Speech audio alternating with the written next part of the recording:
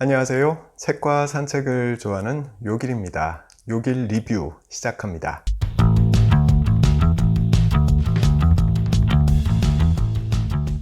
오늘 소개해드릴 책은 지적 대화를 위한 넓고 얕은 지식 1편입니다. 2014년에 나온 책이고요. 최 사장이 썼습니다.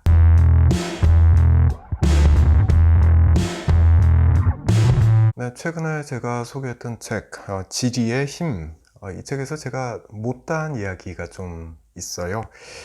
아프리카와 중동 지역을 보면 국가 간의 경계선이 직선인 경우가 상당히 많죠. 특이합니다. 왜 이럴까? 네, 그 이유는 유럽인들의 식민 지배 잔재라고 봐야 되는 거죠.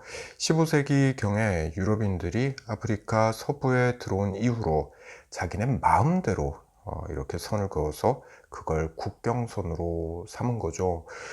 황당한데 이게 사실입니다. 이 내용을 읽다가 지데너비앗이라는 이 책이 생각이 났어요. 왜 유럽인들은 아프리카에서 이처럼 난도질을 한 것일까? 그리고 그 배경은 뭘까? 또 연관해서 일본은 왜 한국을 식민 지배하려고 했었던 걸까? 이런 질문에 대한 답을 잘 제시하는 책, 지데너비앗을 다시 한번 읽어보기로 했습니다.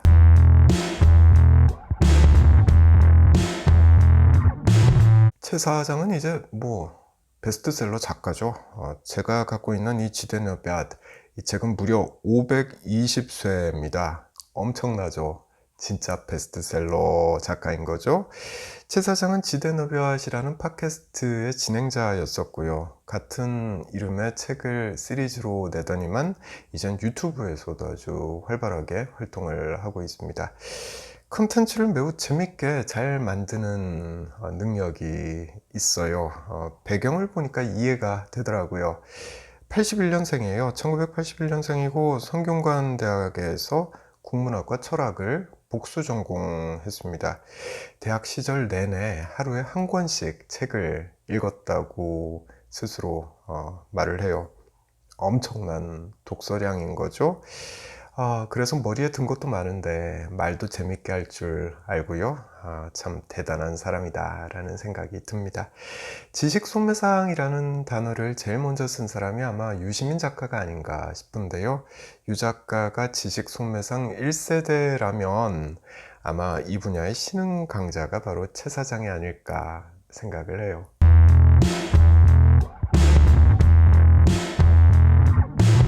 네, 책 제목 그대로입니다. 지적 대화를 하는 데 있어서 필요한 최소한의 지식, 그걸 알려주겠다라는 거죠. 먼저 역사 파트입니다. 저자는 세계사를 생산수단과 공급 과잉, 이 두 가지 키워드로 전부 다 설명을 하려고 시도를 하고 있습니다. 꽤 설득력이 있어요. 이 두 가지 키워드만 알면 왜 유럽 국가들이 그렇게 식민 정치를 시작을 했는지 그 이유를 알 수가 있습니다. 이건 좀 이따가 다시 이야기를 해볼게요. 두 번째는 경제 파트인데요. 시장과 정부의 관계를 설명하면서 자본주의 발달사를 풀어냅니다. 물론 자본주의에 대한 반발로 등장한 사회주의와 공산주의 경제에 대해서도 설명하고 있습니다. 셋째는 정치 파트인데 보수와 진보 그리고 민주주의와 엘리트주의를 설명하고 있고요. 네 번째로 사회 파트, 여기선 개인과 집단의 갈등에 대해서 설명합니다. 개인주의와 전체주의의 발전사를 여기서 들여다볼 수가 있습니다. 다섯 번째로 윤리 파트인데요. 도덕적 판단의 기준을 살펴보고 이걸 사회 정의에 적용하는 문제까지 설명을 하고 있습니다. 이걸 다 읽고 나면 정말 나의 지식이 한 단계 업그레이드 된 듯한 그런 느낌을 받게 됩니다. 이게 느낌이라는 게 함정일 수 있겠죠. 자, 이 책을 보면 저자가 세상을 바라보는 꽤 괜찮은 관점을 제시하고 있는 것 같다라는 생각을 하게 돼요. 건물을 짓는데 비유를 해보자면 네, 이 책을 통해서 건물의 기본적인 뼈대는 세울 수 있을 듯하다라고 생각을 해요. 거기다가 어떤 자재를 써서 어떤 모양의 건축물로 완공할 것인지, 이건 각자가 감당해야 될 부분이 되겠죠.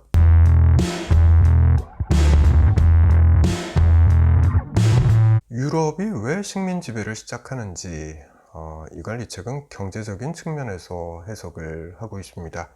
결론부터 말하면 자본주의가 원인이에요. 근대 자본주의는 대략 18세기에 시작이 돼서 200여 년 가까이 지속되죠. 예전에 왕이나 영주가 있을 땐 생산수단이 토지였죠. 그런데 근대가 되면 생산수단은 공장이 됩니다. 공장. 이때부터는 공장을 지을 수 있는 자, 다시 말해서 돈이 있는 자가 권력을 갖게 되는 거죠. 공장은 그 특징이 대량 생산입니다. 찍어내듯이 많이 만들어내는 거죠. 돈을 벌기 위해서 무조건 많이 만드는 게 장땡이다. 이게 공장의 특징입니다. 예전엔 중세시대 때는 그랬죠. 내가 만약에 물건을 하나 사고자 한다면 그 물건을 만드는 사람을 찾아갑니다. 그리고 나 이 물건을 하나 사겠습니다. 만들어 주세요. 라고 말을 하죠. 그 물건이 완성되면 그때 돈을 지불하고 물건을 가지고 갑니다. 그러니까 이때는 수요와 공급이 딱 맞아 떨어졌던 시절이었던 거죠. 그런데 공장이 생기고 나선 이게 완전히 달라집니다.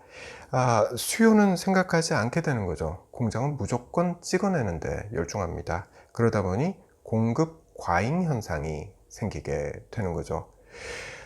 당연히 물건은 다 안 팔리게 되죠. 수요는 일정한데 공급이 많다 보니 그렇습니다. 그럼 이 상황을 어떻게 해결할 것인가?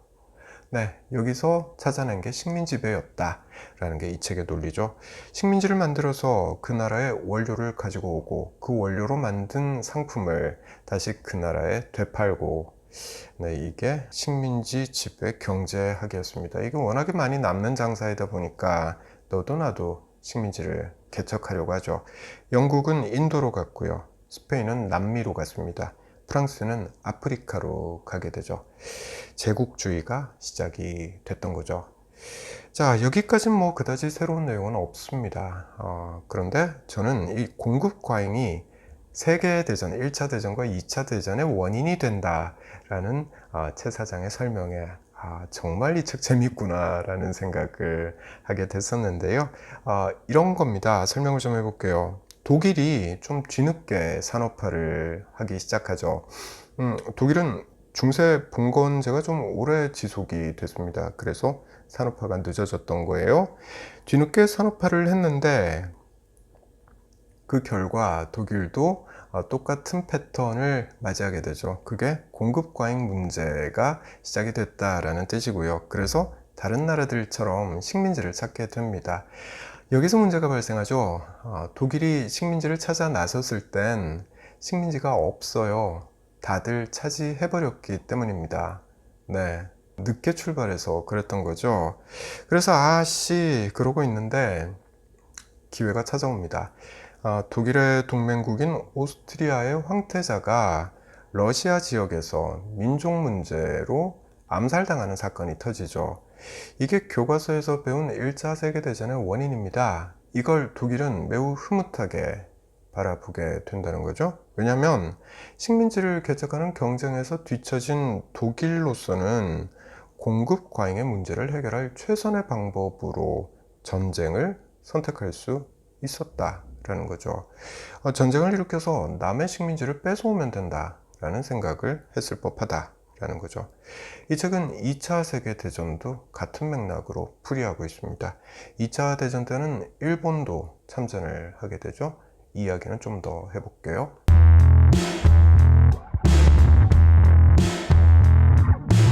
네, 일본은 천황제를 유지하면서도 서양 문물을 받아들이죠. 그러면서 산업화가 본격적으로 시작이 됩니다. 마찬가지 현상이 일본에서도 나타나게 되죠. 공급 과잉 현상이 나타납니다. 그리고 똑같은 짓을 일본도 따라하죠. 식민지를 만들기 시작합니다. 그게 조선이었던 거죠. 중국과 러시아를 상대로 청일전쟁, 러일전쟁을 일으키게 되는 거죠. 궁극적으로는 일본이 중국을 먹고 싶은데 중국은 이미 워낙 많은 서구 열강들이 탐을 내고 있는 상태였죠. 그래서 일본은 저 멀리 있는 독일하고 손을 맞잡게 됩니다. 2차 대전에 참여하게 되는 거죠. 그 먼 거리에도 불구하고 일본이 독일과 손을 맞잡은 이유, 거기에는 공동의 목표가 있었기 때문이다 라고 이 책은 설명해요. 그러니까 식민지를 확보해서 공급 과잉 문제를 해결하겠다라는 공동의 목표가 있었다라는 거죠. 최 사장의 논리가 꽤 설득력이 있죠. 네, 그렇습니다. 그런데 일본이 1910년 이전에도 조선반도를 먹으려고 했었잖아요. 그렇죠?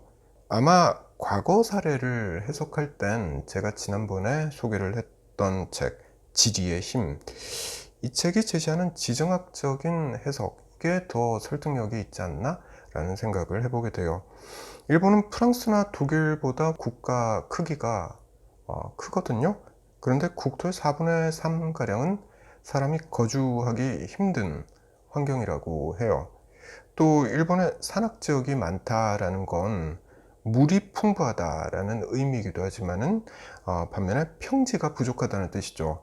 이건 강이 많지 않다라는 뜻이기도 합니다. 강이 부족하다는 건 교역을 하는데 어려움을 겪을 수밖에 없다라는 사실로 귀결되죠. 이런 환경 때문에 일본인들은 해양 민족이 될 수밖에 없는 운명이었다라고 지리의 힘, 이 책은 설명합니다. 다시 말해서 일본은 남의 나라를 호시탐탐 엿볼 수밖에 없는 그런 지리적인 운명을 타고났다 라고 말할 수 있는 거죠. 자, 정리를 해보면 자본주의 등장 이전엔 일본이 한반도를 노렸던 이유가 지정학적 여건 때문이었다 라고 설명할 수 있는 거죠. 그런데 자본주의 등장 이후엔 이 지정학적인 여건에 더해서 공급 과잉 문제를 풀기 위해서 일본이 식민 지배를 노렸다 라고 해석할 수 있겠습니다.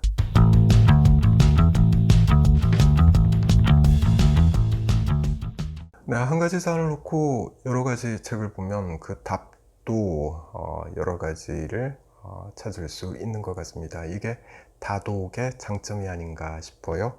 자, 저는 다음에 다른 책 들고 다시 찾아올게요.